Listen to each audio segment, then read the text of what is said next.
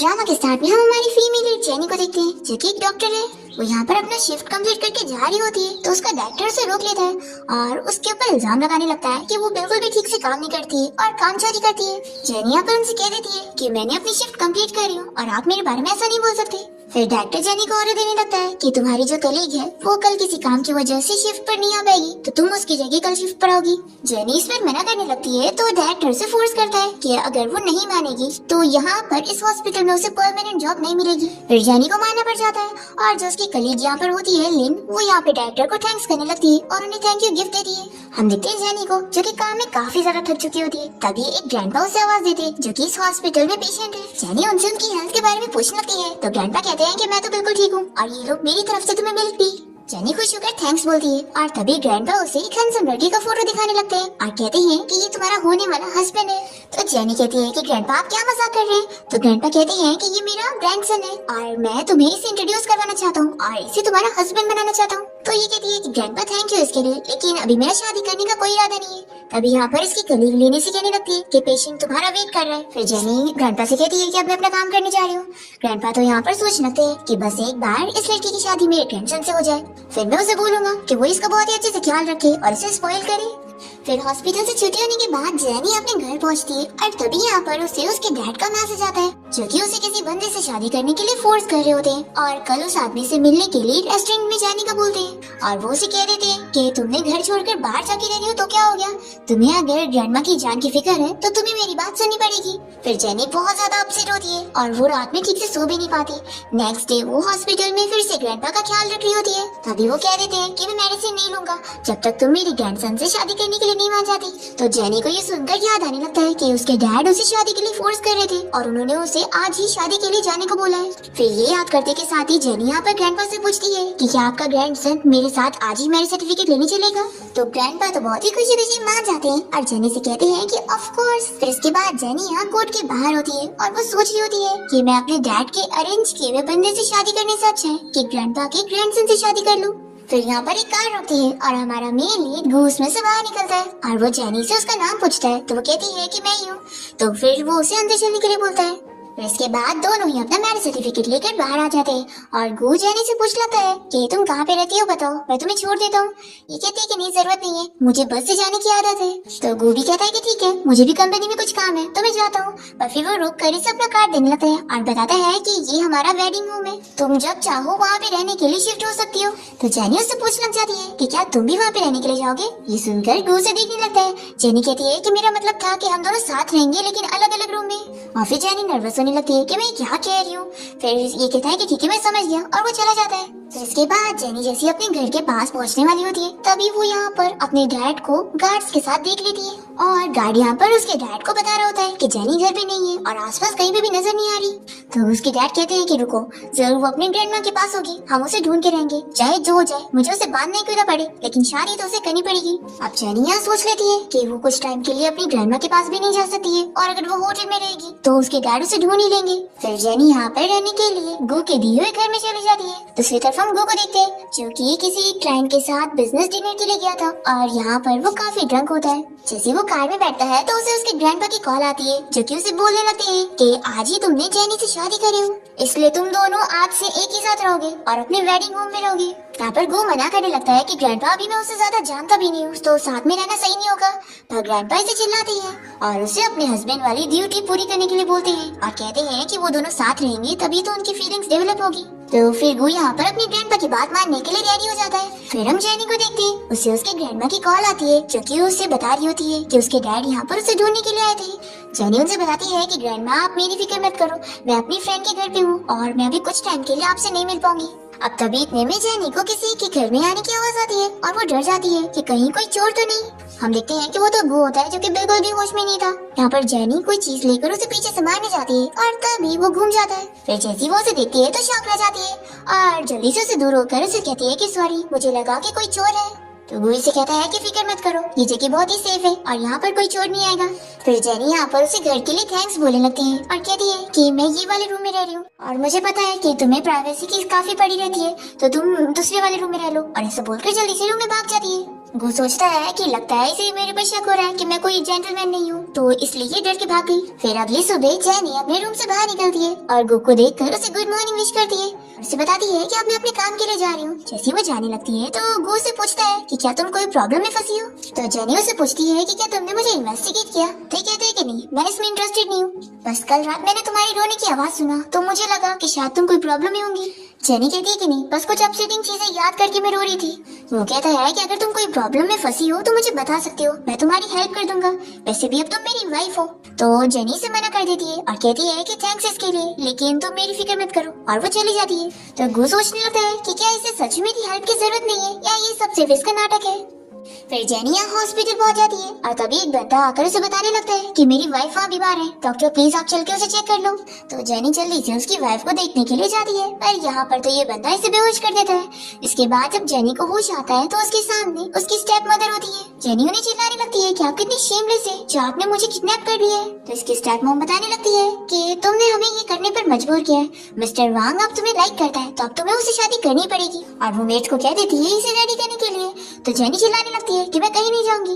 तो इसकी step mom कहती है कि ये तुम्हारे डैड का ऑर्डर है। तो जेनी बताने लगती है कि अब मैं मैरिड हूँ, इसलिए आप लोग मेरी शादी वापस नहीं करवा सकते। तो स्टेप मॉम कहती है कि तुम फिक्र मत करो, मिस्टर वांग को इससे कोई फर्क नहीं पड़ेगा। और वो मेट्स को कहती है कि तुम लोग देख क्या रही हो, जल्दी से इसे पकड़ के लेकर चलो। फिर हम यहाँ पर हॉस्पिटल में ग्रैंडपा को देखते हैं जो कि पूछ रहे होते हैं कि जेनी यहाँ पर क्यों नहीं है। मुझे उसे पूछना था कि गो और उसके बीच में सब कुछ ठीक चल रहा है या नहीं। तभी यहाँ पे नर्स बातें करने लगती है कि जेनी यहाँ हॉस्पिटल तो आई थी और कोई बंदा उसे अपनी वाइफ को दिखाने के लिए लेकर गया था, पर पता नहीं वो बंदा भी कहाँ चला गया और डॉक्टर जेनी भी नहीं दिख रही है। तभी यहाँ पर ग्रैंडपा तो समझ जाते हैं कि जेनी खतरे में है। यहाँ पर हम देखते हैं कि जेनी की स्टेप मॉम उसे फोर्सली लेकर जा रही होती है, पर इतने में यहाँ पर घर पे पुलिस आ जाते हैं और बताते हैं कि किसी ने उन्हें रिपोर्ट किया कि यहाँ पर किसी को हेल्प की जरूरत है। तो स्टेप मॉम यहाँ पर बहाने में आने लगती है कि यहाँ पर किसी को भी हेल्प की जरूरत नहीं है और आप लोग कुछ भी मिसअंडरस्टैंड मत करो, ये तो मेरी बेटी है और कोई और थोड़ी ना है। तो ऑफिसर यहाँ पर जेनी से पूछते हैं कि लड़की क्या तुम्हें कोई हेल्प की जरूरत है। तो वो हाँ बोलती है और ऑफिसर के साथ बाहर आ जाती है और वो बाहर गो को देखकर समझ जाती है कि उसने ही पुलिस को रिपोर्ट किया है उसकी हेल्प करने के लिए। फिर यहाँ पर वो ऑफिसर से कहती है कि आप लोग जाओ, मुझे पिक करने के लिए कोई आया हुआ है। तो ऑफिसर यहाँ से चले जाते हैं और फिर उसके बाद जेनी गो के साथ यहाँ हॉस्पिटल आ जाती है।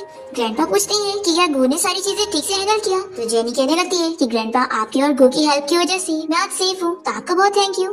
फिर यहाँ पर गो भी आ जाता है। तो ग्रैंडपा उसे कहने लगते हैं कि फाइनली मेरे ग्रैंडसन को टाइम तो मिला मुझे देखने आने के लिए। तो गो कहता है कि ग्रैंडपा आप तो जानते हैं ना कि मैं 2 दिन पहले ही अब्रॉड से वापस आया हूँ और इतना बिजी रहता हूँ, मेरे पास टाइम ही नहीं है। तो ग्रैंडपा कहते हैं कि मैं नहीं जानता, तुम चाहे कितने भी बिजी रहो, तुम्हें जेनी का अच्छे से ख्याल रखना है और इसे अपनी स्वीट हार्ट बना के रखना है। तो जेनी सुन के शर्मा जाती है और कहती है कि ग्रैंडपा आप दोनों बात करो, मैं जाती हूँ। फिर यहाँ पर गो अपने ग्रैंडपा से पूछने लगता है कि आप इस लड़की को इतना क्यों लाइक करते हैं। तो ग्रैंडपा कहते हैं कि वो बहुत अच्छी लड़की है और उसने मेरा इतना अच्छे से ख्याल रखी, तभी मैं इतना जल्दी ठीक हो पा रहा हूँ, इसलिए अब तुम्हें भी उसका अच्छे से ख्याल रखना है। गो कहने लगता है कि ग्रैंडपा आप तो जानते हैं ना कि मैंने बस आपकी फोर्स करने पर उसे शादी कर लिया, तो क्या आपको डर नहीं है कि मैं उसे अच्छे से ट्रीट नहीं करूंगा। ग्रैंडपा कहते हैं कि फीलिंग्स डेवलप हो सकती है और जेनी इतनी अच्छी है कि मुझे पूरा यकीन है कि तुम्हें उससे प्यार होके रहेगा। और ये बोलते हुए ग्रैंडपा तो बड़े स्माइल करने लग जाते हैं और फिर गो यहाँ पर चुप हो जाता है। फिर इसके बाद हम देखते हैं कि जेनी जब हॉस्पिटल से छुट्टी होने के बाद बाहर आती है, तभी यहाँ पर गो उसका कार में वेट कर रहा होता है और उसे आवाज देता है। तो बताती है कि मुझे ना अभी अपने रेंट वाले घर जाना था मेरा कुछ सामान लेने के लिए। तो कहता है कि कार में बैठो चलते हैं। फिर जेनी जैसी कार में बैठती है तो गो से पूछता है कि क्या तुम मेरे घर पे रहना चाहती हो। तो जेनी कहती है कि हाँ, लेकिन तुम फिक्र मत करो, मैं फ्री में नहीं रहूंगी। और फिर ये इसे अपना कार्ड देने लगती है और कहती है कि इसमें मेरी सारी सेविंग्स है। तो गो मना करता है कि मुझे तुम्हारे पैसे की जरूरत नहीं है, तुम ऐसे ही मेरे घर पे रह सकती हो। फिर इसके बाद जेनी जैसे गो के साथ अपने घर पहुँचती है तो देखती है कि उसका सारा सामान फैला हुआ होता है। जेनी कहती है कि लगता है यहाँ पर कोई चोर आया हुआ होगा, नहीं तो मैंने ऐसा छोड़कर नहीं गई थी। तो गो कहता है कि जरूर तुम्हारे डैड यहाँ पर आए होंगे, तो चीजें चेक कर लो कहीं कुछ गायब तो नहीं है। तो जेनी जल्दी से एक बॉक्स देखती है जो कि खाली होता है। फिर वो यहाँ पर गो को बताने लगती है कि मेरे डैड ने मेरी मॉम की चीजें लेकर चले गए। तो कहता है कि परेशान मत हो, मैं उसे वापस लाने में तुम्हारी हेल्प करूंगा। फिर इतने में यहाँ पर लाइट चली जाती है तो जेनी कहती है कि रुको मैं अभी चेक करती हूँ, और तभी वो यहाँ पर इसे टकरा जाती है और दोनों की किस हो जाती है। फिर जैसे लाइट आती है तो जेनी से दूर होती है और कहती है कि सॉरी, ये मैंने जानबूझ के नहीं की। तो गो से अपने पास करते हुए कहता है कि तुमने मुझे क्या जानबूझ के नहीं करी, हग या फिर किस। तो वो कहती है कि दोनों ही। और फिर वो जल्दी से अपना लगेज यहाँ पर पैक करने लग जाती है। फिर इसके बाद हम देखते हैं कि जेनी यहाँ हॉस्पिटल में होती है और उसकी स्टेप मॉम उससे यहाँ पर मिलने आई होती है। उससे बताती है कि परसों तुम्हारे डैड का बर्थडे है, तो अपने हस्बैंड को लेकर बर्थडे पार्टी में जरूर आना। तो जेनी मना कर देती है कि मेरे पास टाइम नहीं है, तो मैं पार्टी में नहीं आऊंगी। तो जेनी की स्टेप मॉम कहने लगती है कि लगता है तुम्हारा वो हस्बैंड बिल्कुल भी अच्छा नहीं दिखता, इसलिए तुम उसे घर नहीं लाना चाहती हो अपने आप को एम्बैरेसिंग ना करने के लिए। अच्छा खासा फैमिली ने तुम्हारे लिए एक अच्छा बंदा ढूंढे, पर तुम हो कि शादी से बचने के लिए तुमने किसी भी लड़के से शादी कर ली। तो जेनी चिल्लाती है कि पहला तो ये कि वो कोई भी बंदा नहीं है, वो बहुत ही अच्छा मैन है, और दूसरा ये कि मैं किसी से भी शादी करूं, आप होती कौन हो मुझे बोलने वाली। तो स्टेप मॉम यहाँ पर बहुत ही गुस्सा हो जाती है कि लगता है तुम्हारे बहुत ही पंख निकल आए हैं, जब तुम्हारे यहाँ जॉब चली जाएगी ना तो तुम्हें पता चलेगा। और वो गुस्सा करके यहाँ से जा रही होती है, तभी यहाँ पे ग्रैंड आ जाते हैं और स्टेप मॉम को चिल्लाती है कि अब भी जेनी से माफी मांगो। तो स्टेप मॉम इनके व्हील चेयर को पैर मार के यहाँ से चली जाती है। फिर जेनी जल्दी से यहाँ पे ग्रैंड के पास आती है और कहती है कि आप ठीक तो है ना, आप इतना गुस्सा मत हो, आपकी हेल्थ इंपॉर्टेंट है। तो ग्रैंड कहते हैं कि नहीं, ऐसे कैसे ये तुम्हें भूली करके गई है, मैं अभी रुको तुम्हारी हेल्प करता हूँ इसे सबक सिखाने में। और फिर वो तुरंत ही यहाँ पर गुगु कॉल करने लग जाते हैं जो कि अपने ऑफिस में होता है। वो ग्रैंडपा का कॉल उठाकर कहता है कि क्या काम है। ग्रैंडपा अभी मैं मीटिंग में हूँ। तो ग्रैंडपा इसे चिल्लाकर कहते हैं कि तुम्हारी वाइफ को यहाँ पर बुली किया जा रहा है, उसके लिए फाइट करो। और फिर वो उसे सब बताते हैं। तो गु कहता है कि अच्छा, तो ग्रैंडपा आप चाहते हैं कि मैं उसके साथ उसके डैड की बर्थडे पार्टी में जाऊँ और उसका जाकर उनके ऊपर गुस्सा निकालो। तो ग्रैंडपा कह देते हैं कि अगर तुम नहीं जाओगी ना तो मैं अपने मन की चीजें करूंगा। और सब बोलकर ग्रैंडपा यहाँ पर गु का कॉल कर देते हैं। फिर हम देखते हैं कि जेनी की डैड के बर्थडे के लिए यहाँ पर उसकी सिस्टर अपने बॉयफ्रेंड को घर लेकर आई होती है और वो अपने डैड को गिफ्ट देती है। तभी इतने में जेनी भी यहाँ पर घर पहुँच जाती है और वो सोचती है कि अगर मैं यहाँ पर नहीं आती तो पता नहीं मेरे डैड क्या करते, इसलिए मुझे यहाँ पर आना ही पड़ा। फिर यहाँ पर जेनी के डैड और उसकी स्टेप मॉम उसे देखकर बिल्कुल भी खुश नहीं होते और कहने लगते हैं कि वो यहाँ पर क्यों आई है। और जेनी की स्टेप मॉम उसे ये भी पूछती है कि तुम्हारा वो हस्बैंड कहाँ पर है। तो जेनी की स्टेप सिस्टर कहती है कि मॉम ऐसा मत पूछो, जरूर मेरा ब्रदर इन लॉ दिखने में अच्छा नहीं होगा, इसलिए मेरी सिस्टर ने उसे लेकर नहीं आई है। तो स्टेप मॉम कहने लगती है कि देखा, तुम्हें ऐसी किसी भी बंदे से शादी नहीं करनी चाहिए थी, तुम्हारे हस्बैंड से कहीं ज्यादा अच्छा तो चाओ का फियांसे ये है, देखो हमारे लिए कितने सारे गिफ्ट लाए। तो जेनी ने चिल्लाती है कि अगर आपने मेरे काम के और ग्रैंडमा की सेफ्टी के नाम पर मुझे धमकी ना दी होती ना तो मैं यहाँ पर आती ही नहीं। और मैं उम्मीद करती हूँ कि अपनी गंदी ट्रिक्स आप दोबारा नहीं आजमाएंगी और मुझे यहाँ पर आने पर मजबूर नहीं करेंगी। तो जेनी के डैड बहुत ही गुस्सा हो जाते हैं और चिल्लाने लगते हैं कि अपने उस गरीब हस्बैंड को यहाँ पर लेकर आओ और जब मैंने तुम्हें पालने में इतने पैसे खर्च किया हो ना वो उसे बोलो वापस करने के लिए, और फिर ही तुम हमसे सारे रिश्ते तोड़ लेना। तो चाओ कहने लगती है कि डैड ऐसा मत बोलो, सिस्टर यहाँ पर बस से आई है तो इसका हस्बैंड जरूर एक कार अफोर्ड नहीं कर सकता है, तो आपको पैसे कैसे देगा, तो इसलिए भूल ही जाओ, वो गरीब बंदा यहाँ पर आएगा ही नहीं। पर तभी इतने में यहाँ पर गु तो पहुँच जाता है और कहने लगता है कि यहाँ पर तो बहुत ही अच्छा शो चल रहा है। तो यहाँ पर जेनी के डैड पूछने लगते हैं कि तुम कौन हो। तो ये बताता है कि मैं जेनी का हस्बैंड हूँ और मेरा नाम गु है। तो जेनी की स्टेप सिस्टर इसका मजाक उड़ाने लगती है कि डैड लगता है ये बस दिखने में गुड लुकिंग है, लेकिन इसने यहाँ पर आपके लिए कोई गिफ्ट नहीं लाया है, तो जरूर इसने जो कपड़े पहने हैं ना ये भी रेंट वाले होंगे। फिर स्टेप मॉम यहाँ पर इसे पूछने लगती है कि तुम क्या काम करते हो और कितने पैसे कमाते हो। तो ये कहता है कि मैं छोटा सा बिजनेस करता हूँ और 1 मिलियन कमाता हूँ। ये सुनकर ये लोग कहते हैं कि इतने कम पैसे। फिर जेनी गु से पूछने लगती है कि तुम यहाँ पर क्या कर रहे हो।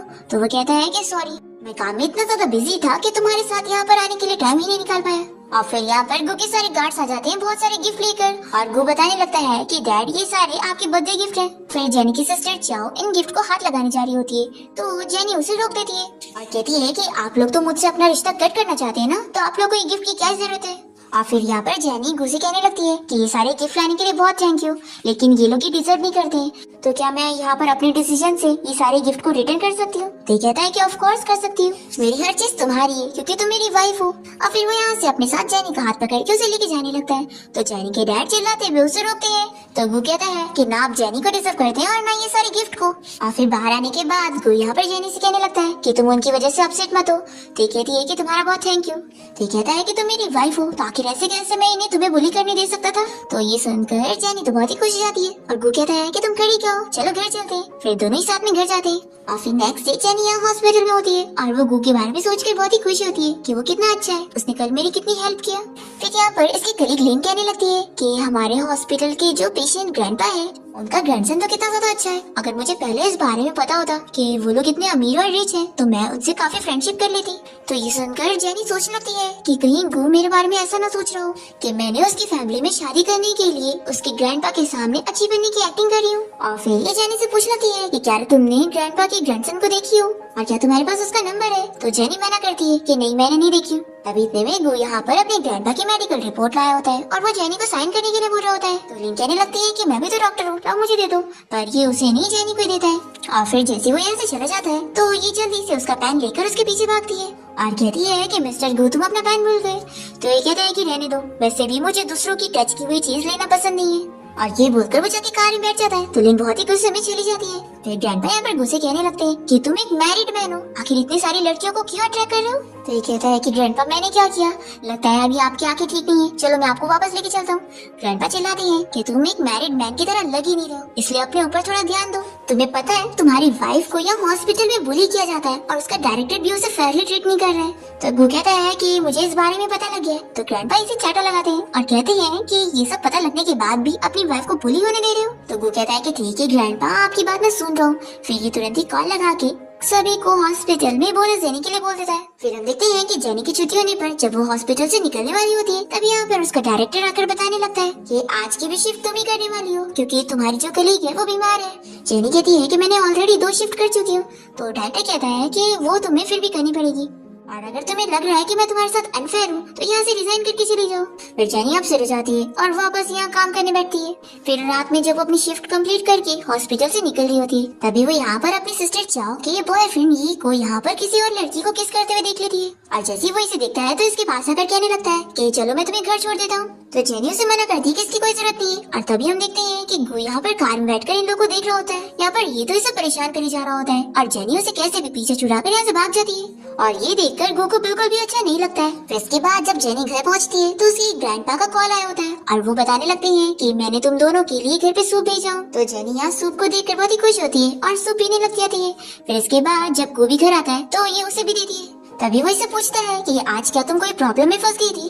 तो जेनी सोचती है कि मुझे उसके बारे में बताकर इसे परेशान नहीं करना चाहिए। फिर वो कहती है कि नहीं, मैं कोई भी प्रॉब्लम में नहीं थी।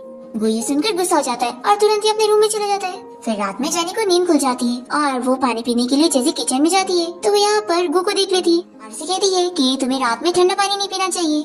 और वो उसका ऐसा फेस देखकर जल्दी से उसका माथा टच करने लगती है और कहती है कि तुम्हें तो फीवर है। पर फिर गो यहाँ पर जेनी को इतना पास देखकर अपने आप को रोक ही नहीं पाता और उसे किस करने लग जाता है। जेनी जल्दी से उसे दूर करती है और अपने रूम में चली जाती है। फिर अगली सुबह जब जेनी अपने रूम से बाहर आती है तो गो उसे देखने के साथ ही उसे सॉरी कहने लगता है और बोलता है कि कल रात जो भी हुआ था मैं उसके लिए तुम्हारी रिस्पॉन्सिबिलिटी लेने के लिए तैयार हूँ।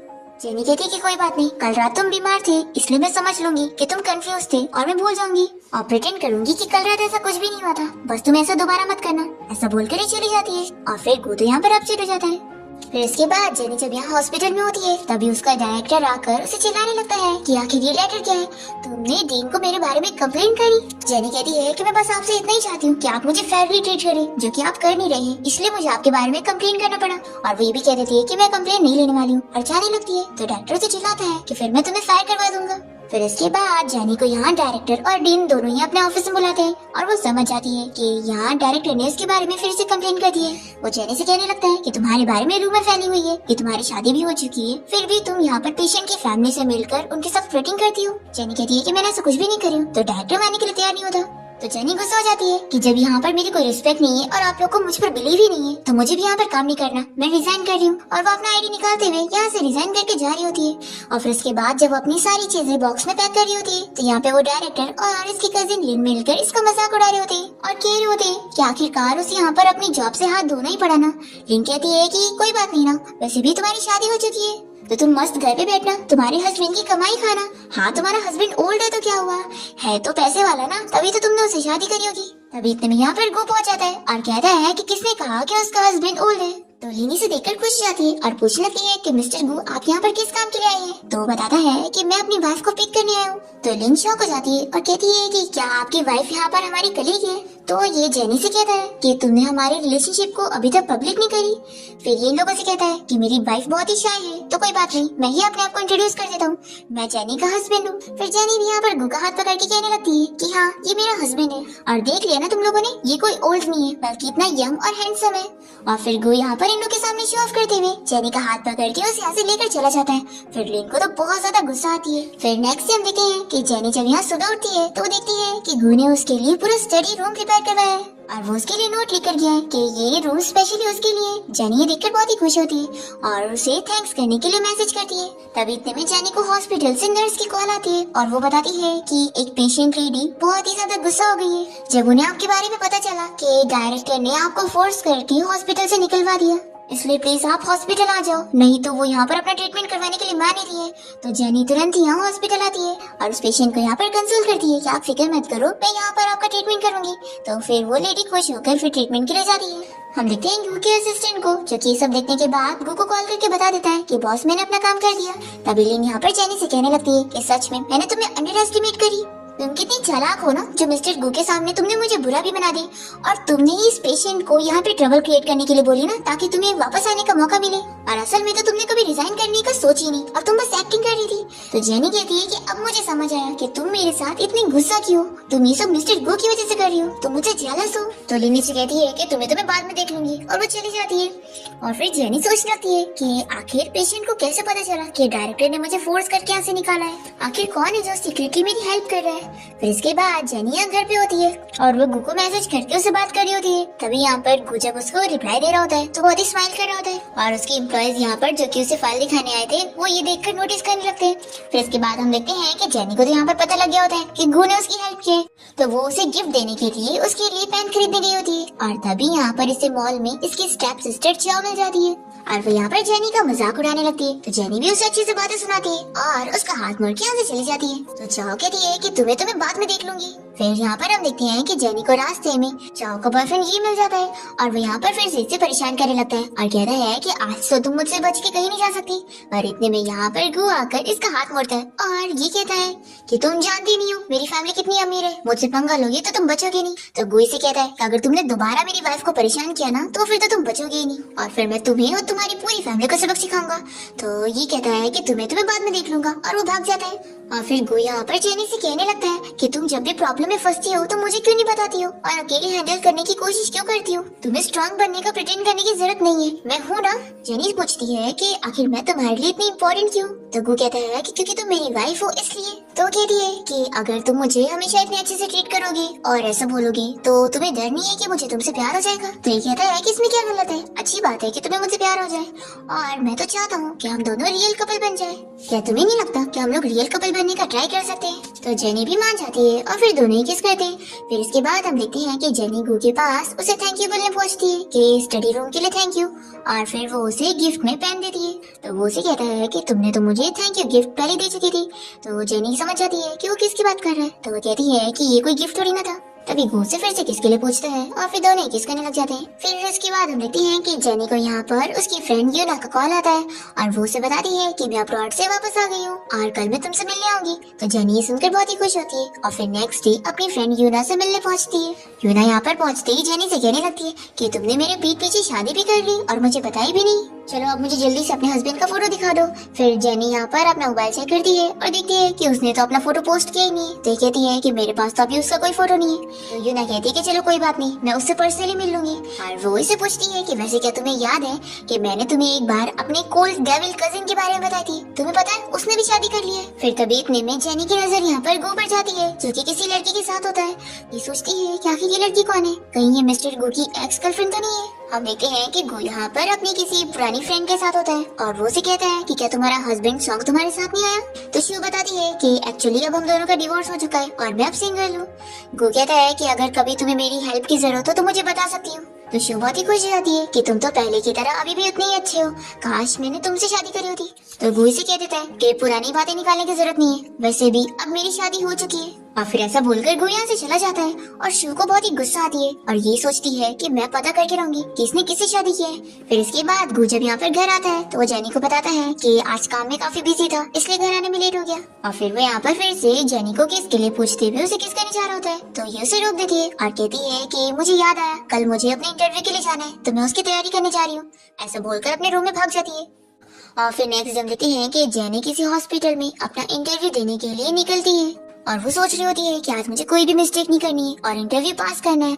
और तभी रास्ते में वो एक ओल्ड लेडी को यहाँ बेहोश पड़ा देती है, तो वो तुरंत ही यहाँ पर उनका ट्रीटमेंट करने लग जाती है। और फिर वो पास में लोगों से बोलती है कि अभी इन्हें होश आ जाएगा, तो अब मैं जाती हूँ, मुझे बहुत जरूरी काम है, और वो भाग जाती है। पर फिर भी वो यहाँ हॉस्पिटल में लेट पहुँचती है और अब तक इंटरव्यू खत्म हो चुका होता है, तो ये बहुत ही अपसेट होने लगती है। और फिर वो यहाँ पर शू को देख लेती है और पहचान जाती है कि ये तो वही लड़की है ना जो उस दिन गो के साथ बाहर मिल रही थी। जेनी इन लोगों की बातें सुन लेती है कि शू यहाँ पर गो के बारे में ही बात कर रही होती है कि अब वो वापस आ गई है, तो वो गो को कहीं दूर नहीं जाने देगी और अब उसे अपने बना के रहेगी। जेनी सोचने पड़ जाती है कि क्या ये सच में गो के बारे में बात कर रही थी। और फिर इसके बाद जेनी यहाँ पर अपनी ग्रैंडमा से मिलने गई होती है और वो ऐसी ख्यालों में खोई होती है। तभी ग्रैंडमा उसे पूछती है कि तुम्हारी शादी को इतना टाइम हो गया है, तो क्या तुम्हारा हस्बैंड तुम्हारे साथ अच्छे से है? तो जेनी कहती है कि हाँ ग्रैंडमा। फिर इतने में यहाँ पर इसे गो का कॉल आने लगता है, ये कॉल ही उठा दी। तो ग्रैंडमा कहती है कि क्या तुम दोनों के बीच में कोई आर्ग्यूमेंट हो गया? और फिर यहाँ पर जेनी की ग्रैंडमा को गो का कॉल आने लगता है, तो वो पूछती है कि ग्रैंडमा आखिर उसके पास आपका नंबर कैसे गया?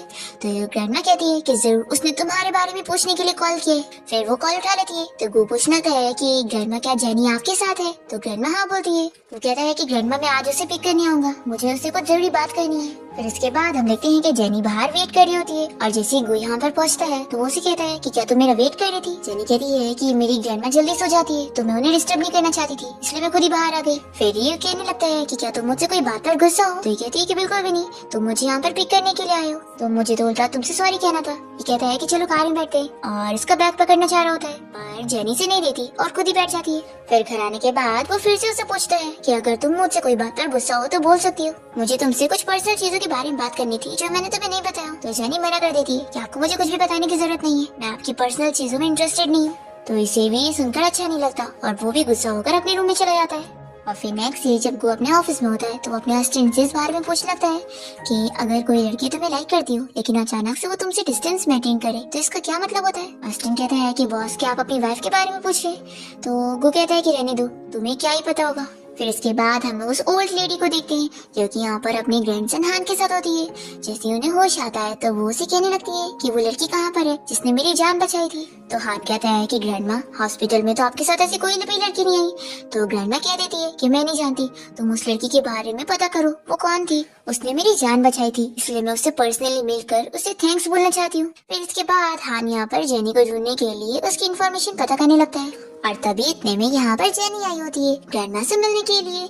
जैसे ही वो ग्रैंडमा के बारे में पूछती है तो हान उसे बताता है कि वो मेरी ग्रैंडमा है, चलो मैं तुम्हें उनसे मिलवाता हूँ। फिर यहाँ पर जेनी ग्रैंडमा के पास आकर उनकी हेल्थ वगैरह के बारे में पूछ रही होती है, तो ग्रैंडमा तो उसे थैंक्स करने लगती है और यहाँ पर वो जेनी से बहुत सारे सवाल करने लगती है और उसके बारे में जानने की कोशिश कर रही होती है कि क्या उसका कोई बॉयफ्रेंड है। ये सुनकर हान कहने लगता है कि ग्रैंडमा आप क्या बात कर रही है, देखो उसे कुछ काम होगा ना तो जाने दो। फिर जेनी जा रही होती है तो ग्रैंडमा कहती है कि अपना नंबर देकर जाओ, अगर मुझे कभी कुछ काम रहेगा तो मैं अपने ग्रैंडसन को तुम्हारे पास भेजूंगी। तो जेनी मान जाती है और अपना नंबर देने लगती है और ये देख के ग्रैंडमा तो बहुत ज्यादा खुश हो जाती है। फिर हम देखते हैं गुया हॉस्पिटल में आया होता है और वो हान और जेनी को साथ में जाते हुए देखकर बहुत ही जेलस हो जाता है और सोचता है कि आखिर ये लू ग्रुप कंपनी के सीईओ के साथ क्या कर रही है। फिर इसके बाद जेनी जैसे घर पहुँचती है तो वो गो को देखकर पूछने लगती है कि वो क्या कर रहा था। वो कहता है कि मैं बुक पढ़ रहा था, थोड़ी ना तुम्हारा वेट कर रहा था, और वैसे बताओ तुम कहाँ पर थी? तो वो सब बताने लगती है कि वो हॉस्पिटल में क्या करने गई थी और वहाँ पर पेशेंट का ट्रीटमेंट कर रही थी। वो कहता है कि तुम्हें मुझे सब बताने की जरूरत नहीं है, मैं भी तुम्हारी पर्सनल चीजें जानने में इंटरेस्टेड नहीं हूँ। तो ये से चिल्लाती है कि आखिर तुम मुझसे इतना गुस्सा क्यों हो रहे हो? तो वो कहता है कि देखो मैं तुम्हें बता दूं कि हम दोनों नाम के कपल है तो क्या हुआ, तुम बाहर जाकर मेरी इमेज नहीं खराब कर सकती हो। तो जेनी कहने लगती है कि मैं तो उल्टा इनोसेंट हूँ और जो गलत काम कर रहा है वो तो तुम हो। पर गो तो इसकी बात ही नहीं सुनता और वो जल्दी से अपने रूम में चला जाता है। तो ये भी गुस्से में अपने रूम में आ जाती है और फिर तभी यहाँ पर इसे हॉस्पिटल से मैसेज आता है कि वो लोग उसे वापस से इंटरव्यू के लिए बुला रहे हैं। फिर ये बहुत ही खुश हो जाती है और अपनी फ्रेंड यूना को भी बता देती है। फिर नेक्स्ट डे हान की ग्रैंडमा से कह रही होती है कि तुम जेनी को यहाँ पर क्यों नहीं लाए, मुझे उससे मिलना था। तो हान अपनी ग्रैंडमा को खुश होकर बताता है कि वो यहाँ पर हॉस्पिटल आई हुई है। फिर इतने में जेनी यहाँ पर ग्रैंडमा से मिलने आती है और वो ग्रैंडमा को बता देती है कि मैं अभी यहाँ पर इंटरव्यू दी हूँ और देखते हैं अब मुझे यहाँ पर जॉब मिलती है कि नहीं। तो ग्रैंडमा कहती है कि अगर इस हॉस्पिटल ने तुम्हें जॉब पे नहीं रखी ना तो इनका ही लॉस होगा, और वैसे मैं तो चाहती हूँ कि मेरा ट्रीटमेंट तुम ही करो, तो क्या तुम करोगी? जेनी कहती है कि ग्रैंडमा वो तो मुझे हॉस्पिटल वालों से पूछना पड़ेगा। तो यहाँ पर हान कहता है कि अगर तुम ग्रैंडमा का ट्रीटमेंट करने के लिए मान जाओ तो मैं हॉस्पिटल से बात कर लूंगा। तो जेनी भी हाँ बोल देती है। फिर इसके बाद हम देखते हैं कि जेनी जब रात में अपने घर जाने के लिए निकलती है तभी रास्ते में एक बंदा उसे बेहोश कर देता है फिर इसके बाद हम देखते हैं कि गो यहाँ पर घर पे होता है और वो जेनी का इंतजार कर रहा होता है कि आखिर इतनी देर से वो घर क्यों नहीं आई। फिर ये अपने असिस्टेंट को कॉल लगा के जेनी के बारे में पता करने के लिए बोलता है। तो असिस्टेंट बताता है कि जेनी आज मिस्टर ब्लू के साथ बाहर रेस्टोरेंट में भी गई थी और अभी वो होटल गई हुई है। ये जानकर ये बहुत ही गुस्सा हो जाता है कि आखिर ये लड़की क्या कर रही है। दूसरी तरफ हम देखते हैं कि जेनी को यहाँ पर कोई आदमी अपने साथ होटल रूम में लाया होता है और उसने उसे ड्रग दिया होता है। पर इतने में यहाँ पर गो अपने असिस्टेंट के साथ पहुँच जाता है जेनी को बचाने के लिए और वो इस बंदे को खूब मारने के बाद जेनी के पास जाता है और वो उसे बताने लगता है कि ये मैं हूँ, देखो मैं तुम्हें बचाने के लिए आ गया। तभी जेनी तो यहाँ पर गो को किस करने लग जाती है और वो इसे कहता है कि तुम्हें याद तो है ना मैं तुम्हारा हस्बैंड हूँ। तो जेनी कहती है कि हाँ मुझे पता है। फिर दोनों यहाँ पर नाइट स्पेंड कर लेते हैं। इसके बाद जब जेनी की नींद खुलती है तो वो गो को देखकर उसे कहने लगती है कि उसे कल रात के बारे में कुछ भी याद नहीं है। यहाँ पर गोई से कहता है कि क्या तुम मिस्टर हान को जानती हो। तो ये कहती है कि क्या तुम भी जानती हो, मैं उनसे एक्चुअल में सिर्फ 2 ही बार मिली हूँ। तो ये कहता है कि तुम बस उससे 2 ही बार मिली और उसके साथ डिनर भी चली गई।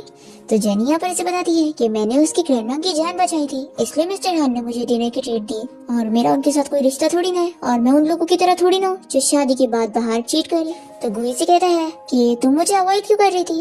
जेनी से बताने वाली होती है कि इतने में गो के फोन पर शिव की कॉल आने लगती है और ये देखकर जेनी गुस्सा होकर चली जाती है। और फिर रास्ते में जेनी को उसकी स्टेप सिस्टर मिल जाती है जो कि उसे चिल्लाने लगती है कि तुमने आखिर मेरे बॉयफ्रेंड क्यू को सीरियस क्यों करी, वो मुझसे ब्रेकअप कर रहे हैं। जेनी से चिल्लाती है कि तुम कुछ भी बोल रही हो और मुझ पे झूठे इल्जाम लगा रही हो और वो यहाँ से चली जाती है। फिर यहाँ पर जेनी को हॉस्पिटल से कॉल आती है कि वो लेडी फिर से उसे देखना चाहती है। फिर जेनी यहाँ हॉस्पिटल में पहुँचती है। तभी यहाँ पर वो लिन को देखती है जो कि उसके बारे में झूठी झूठी बातें कर रही थी। तो जेनी जाकर यहाँ पर इसे चिल्लाती है और वो झगड़ा कर लेती है कि तुम यहाँ पर मेरे बारे में कुछ भी फैला रही हो। फिर लिन तो यहाँ पर डीन से जेनी के बारे में कंप्लेंट करने लगती है। पर डीन तो यहाँ पर उसकी बातों पर ध्यान देने की बजाय जेनी से कहने लगता है कि तुम वापस से हॉस्पिटल में काम करने आ जाओ। तभी लिन ये सुनकर शॉक होती है और डीन को चिल्लाने लगती है कि आखिर आप इसे काम पर कैसे रख सकते हैं।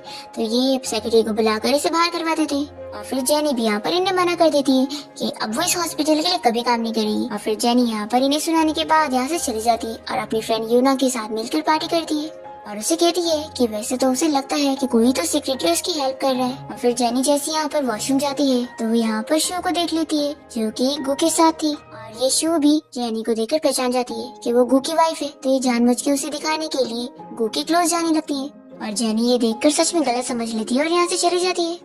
पर फिर हम देखते हैं कि गोई भी यहाँ पर अपनी फ्रेंड को दूर करता है और उसे समझाता है कि मैंने तुम्हें पहले ही बोला था कि अब मैं मैरिड हूँ तो तुम्हें मेरे से ऐसे क्लोज नहीं होना चाहिए। और वो चला जाता है और यहाँ पर जेनी अपनी फ्रेंड के पास जाकर गो के बारे में बताने लगती है।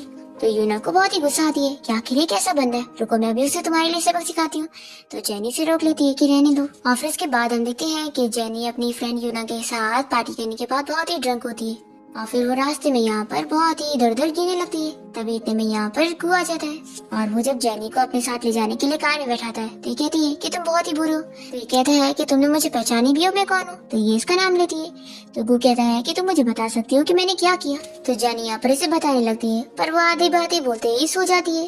फिर अगली सुबह जब जेनी की नींद खुलती है तो वो गु को अपने आप को ऐसे देखते हुए डर जाती है और पूछती है कि वो इसे ऐसे क्यों देख रहा है। तो ये इसे कहता है कि लगता तुम भूल चुकी हो कि कल रात तुमने मेरे साथ क्या करी। वो इसे सारे निशान वगैरह दिखाने लगता है। तो जेनी तो कुछ और समझ लेती है कि ये सब वो किसी और लड़की के साथ करके आया। तो यहाँ पर गु कहता है कि आखिर तुम मेरे बारे में ऐसा क्यों सोचती हो, क्या तुम मुझे बताओगी कि क्या हुआ है। जेनी कहती है कि अच्छा ठीक है बताती हूँ, तुम मुझे ये बताओ कि शू कौन है, तुमने पहले मुझे कभी उसके बारे में नहीं बताया।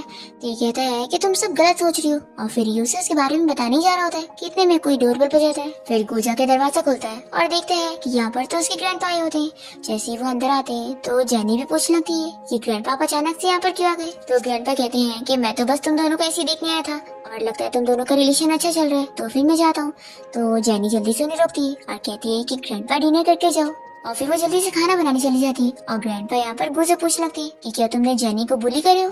तो गु कहता है कि ग्रैंडपा आप कैसी बात कर रहे हैं, मैंने उसे बुली किया कि उसने मुझे करी। और वो अपने निशान वगैरह दिखाता है तो ग्रैंडपा तो खुश जाते हैं और फिर इसके बाद वो दोनों के साथ बैठ के डिनर करने लगते हैं और जेनी को खाना सर्व करने लगते हैं बहुत ही खुश होकर। फिर ग्रैंडपा के जाने के बाद जेनी और गु दोनों साथ मिलकर घर की क्लीनिंग वगैरह कर रहे होते हैं और तभी यहाँ पर जेनी को उसकी फ्रेंड यूना का कॉल आता है और वो पूछती है कि क्या तुम ठीक हो, कल रात में इतनी ड्रंक थी कि मुझे होश में ही नहीं था कि तुम कब गई। जेनी कहती है कि मैं बिल्कुल ठीक हूँ, मेरा हस्बैंड कल मुझे लेने आया था और मैं अभी घर पे हूँ। तो यूना तो बहुत ही गुस्सा होने लगती है कि उस चीटर को तो मैं छोड़ूंगी नहीं, कहीं इसने तुम्हारा सब कुछ किया तो नहीं। तो जेनी कहती है कि बिल्कुल नहीं, लेकिन ना मैंने सोच ली कि मैं उसे डिवोर्स लेके रहूंगी, क्योंकि मैं इस चीज में इंटरेस्टेड नहीं हूँ कि मैं उसे किसी दूसरी वुमेन के साथ शेयर करूँ। फिर हम देखते हैं कि गु तो यहाँ पर बहुत ही गुस्से में घर से चला जाता है और जेनी सोचती है कि क्या ये फिर से उसी लड़की शू से मिलने गया है। फिर इसके बाद जेनी यूना से मिलने जाती है और उसे बताती है कि मुझे पुलिस का कॉल आया था और उन लोगों ने उस आदमी को पकड़ लिया है जिसने मुझे हैरेस करने की कोशिश किया था और उसी ने मुझे ड्रग भी दिया था। उन्होंने बताया कि वो वही आदमी है जिसके साथ मेरे डैड मेरी फोर्सली शादी करवाना चाहते थे, मिस्टर वांग। और मुझे पुलिस ने ये भी कहा कि उसे पकड़वाने में मेरे हस्बैंड ने काफी हेल्प की है। तो मुझे अब तो ऐसा लग रहा है कि मैंने उसे काफी गलत समझ ली हूँ।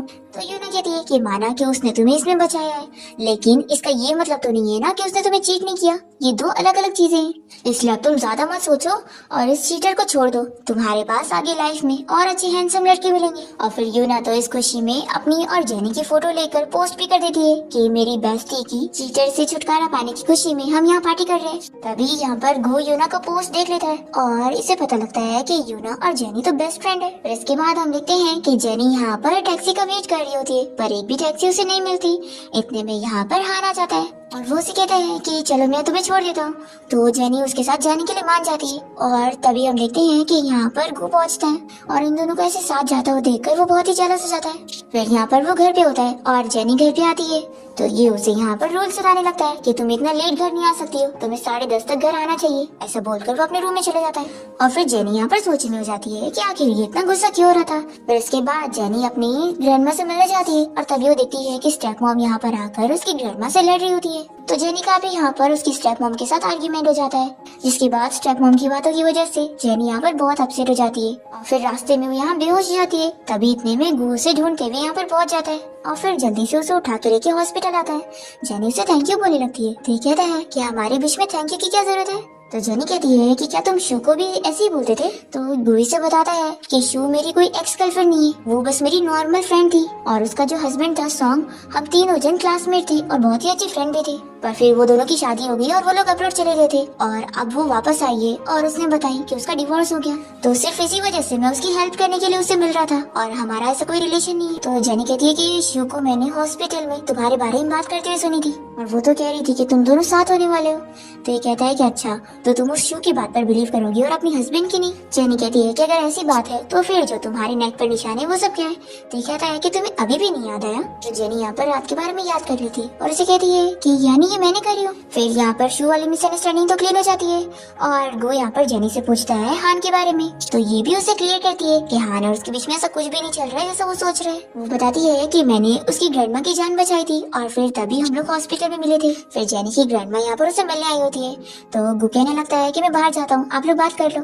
तो जेनी उसे रुक कर कहती है कि नहीं, तुम भी तो अब मेरी फैमिली का हिस्सा हो, तो तुम यहीं पर हो। फिर इसके बाद हम देखते हैं कि जेनी को फिर से हान की ग्रैंडमा यहाँ पर मिलने के लिए बुलाती है और तभी इसे गु का कॉल आता है तो ये बाहर आ जाती है बात करने के लिए। और तभी इतने में हान यहाँ पर आया होता है उससे कुछ बात करने के लिए और तभी उसे पता लग जाता है कि जेनी का तो हस्बैंड है। ये जानकर वो काफी शॉक होता है और फिर जेनी तो यहाँ से चली जाती है गु से मिलने के लिए। फिर इसके बाद घर पे हम देखते हैं कि गु ने जेनी के लिए डिनर प्रिपेयर किया होता है। फिर इसके बाद वो यहाँ पर उसके क्लोज जाने लगता है तो वो जल्दी से उसे दूर करती है और वो उसे बताती है कि वो अपने पेरेंट्स की वजह से किसी भी रिश्ते को इतनी जल्दी एक्सेप्ट नहीं कर पा रही है। जैसे उसके पेरेंट्स सेपरेट हो गए थे इसलिए उसे लगता है कि कोई भी रिश्ता इतना क्लोज नहीं हो सकता। तो गु उसे समझाता है कि मैं तुम्हें अपनी एक्शन से यकीन दिलाऊंगा कि मैं वैसा बिल्कुल भी नहीं हूँ। फिर इसके बाद जेनी को यहाँ पर हॉस्पिटल से कॉल आती है कि उसे हॉस्पिटल में यहाँ पर जॉब मिल गई है और फिर उसे पता लगता है कि उसे हान की वजह से जॉब मिली है और हान उसे बताता है कि ये हॉस्पिटल उसका ही है इसलिए। तो जेनी यहाँ पर कहती है कि फिर तो मैं इस बारे में सोचना चाहूंगी, मुझे कोई कनेक्शन से जॉब नहीं करनी है। तो वो कहता है कि ये तुम डिजर्व करती हो, तुम वहाँ पर मेरी ग्रैंडमा की जान बचा रही थी इसलिए तुम इंटरव्यू के लिए लेट हुई थी, तो सिर्फ इस वजह से मैंने तुम्हें चांस दिया हो क्योंकि तुम इस लायक हो। पर जेनी तो फिर भी सोचने का टाइम लेती है। फिर इसके बाद वो अपनी फ्रेंड से मिलने गई होती है और उसे सब बताती है कि गुगु के बारे में सब उसने मिसअंडरस्टैंड कर ली थी और अब दोनों के बीच में सब ठीक हो गया है। और वो ये भी कहती है कि अब वो जल्दी अपनी और उसके रिलेशनशिप को पब्लिक करेगी। फिर यूना जब यहाँ पर गु का पूरा नाम सुनती है तो वो शॉक हो जाती है और मन में सोचती है कि उसका जो डेविल कजिन है वो ही जेनी का हस्बैंड है। फिर इसके बाद गु अपने ग्रैंडपा से मिलने गया होता है पर यहाँ पर तो यूना होती है और वो उसे बताती है कि वो शू यहाँ पर ग्रैंडपा से मिलने आ रही थी तो इसने जानबूझ के ग्रैंडपा को यहाँ से भेज दी। तो गु कहता है कि फिर तो तुमने बहुत ही अच्छा काम करी हो, तो फिर ठीक है अब मैं कंपनी जाता हूँ, मुझे काम है। फिर शू यहाँ पर बीमार होने का बहाना करके गो को हॉस्पिटल में बुलाती है और कहती है कि तुम मेरी इकलौते फ्रेंड हो, तो तुम नहीं आओगे तो कौन आएगा। गो यहाँ पर उसे मिलने तो जाता है पर उसे सारी चीजें क्लियर करता है कि वो उसके बारे में कुछ भी ऐसी चीजें ना सोचे। वो कह देता है कि मैं अपनी मैरिड लाइफ में बहुत ही खुश हूँ और चला जाता है। फिर जेनी ने यहाँ हॉस्पिटल में जॉब करने का डिसाइड कर लिया होती है और इसकी फ्रेंड यूना यहाँ इसे कांग्रेचुलेट करने के लिए आती है। तभी हान यहाँ इन दोनों को साथ में डिनर के लिए पूछता है तो दोनों ही मान जाती है। पर गो को जब इस बारे में पता लगता है तो बहुत ही जेलस होकर जेनी को डिनर के बीच में ही लेने के लिए आ जाता है और गो को देखकर यूना उसे ब्रदर कहने लगती है। फिर यहाँ पर हान भी उसे कहने लगता है कि वो बीच में जेनी को कैसे ले जा सकता है, तो गो यहाँ पर उसके साथ आर्ग्यूमेंट करता है। जेनी इन दोनों को झगड़ा करने से रोकती है और गो के साथ बाहर जाती है और फिर इसे ये भी पता लगता है कि ये यूना का कजिन है। तो कहती है कि अच्छा तो तुम ही वो कोल्ड वाले डेविल हो जिसकी वो बात करती रहती है। गो कहता है कि अच्छा तो मेरी सिस्टर मेरे बारे में तुम्हें बुराई करती है। तो जेनी कहती है कि बिल्कुल भी नहीं, चलो अब हम लोग घर चलते हैं। फिर दोनों घर जाकर साथ में अच्छा टाइम स्पेंड करते हैं। फिर हम देखते हैं कि गु और जेनी के बीच की रिलेशनशिप बहुत ही अच्छी चल रही होती है और फिर ये लोग एक पार्टी में गए होते हैं और यहाँ पर गु जेनी का उसकी फैमिली से बदला लेने में हेल्प करता है और जो जेनी की मॉम की सारी चीजें थी जो उसके डैड ने ले लिए थे वो भी वो उसे दिलवा देता है और वो अपनी आइडेंटिटी भी रिवील करता है कि वो ही इस शहर का रिचेस्ट मैन है। फिर यहाँ पर तो जेनी की फैमिली गु को बहुत ही अच्छे से ट्रीट करने लगते हैं और फिर वो यहाँ पर आकर जेनी से सारी चीजों के लिए सॉरी कहता है कि उसने अपनी आइडेंटिटी उससे छुपाया हुआ था। तो जेनी उसे माफ कर देती है कि तुमने वैसे मेरी इतनी हेल्प करी हो, लेकिन फिर वो उसे कहती है कि अब मुझे लग रहा है कि मैं तुम्हारे लायक की नहीं हूँ, तुम्हारी फैमिली काफी अमीर है। तो गु यहाँ पर इसे कहता है कि तुम मुझे एक चांस तो दो, मैं चाहता हूँ कि हम अपनी रिलेशनशिप को कंटिन्यू करें, मैं तुम्हें एहसास दिला के रहूंगा कि मैं तुम्हारे लिए परफेक्ट हूँ। फिर वो जेनी को साथ में पार्टी में लेकर आता है और अपनी रिलेशनशिप को अनाउंस करता है और फिर यहाँ पर इसके डैड यहाँ पर इसका फायदा उठाने चाह रहे होते हैं कि अब गो उनका सन इन लॉ है और जेनी इन लोगों के साथ अपने सारे रिश्ते कट कर लेती है और फिर उसके बाद गो और जेनी अपनी हैप्पी लाइफ स्पेंड करने लग जाते हैं और बहुत ही हैप्पी होते हैं। और फिर कुछ महीने बीत जाते हैं और जेनी प्रेग्नेंट होती है और दोनों ही बेबी आने की तैयारी करने लग जाते हैं और इसी के साथ इस ड्रामा की हैप्पी एंडिंग हो जाती है।